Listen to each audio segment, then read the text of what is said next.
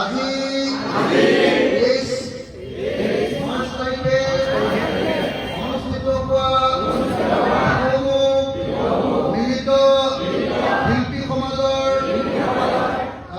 সভাগৃহত আমি সকলো ৰাইজে শপত লওঁ যে আগন্তুক 2026 চনৰ বিধানসভা নিৰ্বাচনত আমি কোনোপধ্যে শ্বহীদ সাংবাদিক কমলা সৰকাৰ হত্যাকাৰীক ভোট নিদিওঁ।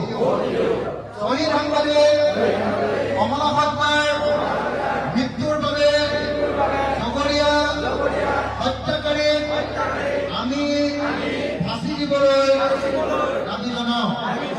আমি দাবী জনাওঁ যে আধুনিক গৰিসাগৰ দিশমুখৰ নিৰ্মাতা শ্বহীদ সাংবাদিক কমলা সৰকাৰ হত্যাকাৰীজনক ইলেকশ্যনৰ পাছতে গ্ৰেপ্তাৰ কৰিব লাগে। তেওঁলোকৰ বিচাৰ কৰিব লাগে আৰু ফাঁচি দিয়াৰ ব্যৱস্থা কৰিব লাগে। শিৱসাগৰৰ কোনো মানুহে কমলা সৰকাৰ হত্যাকাৰীক ভোট দিব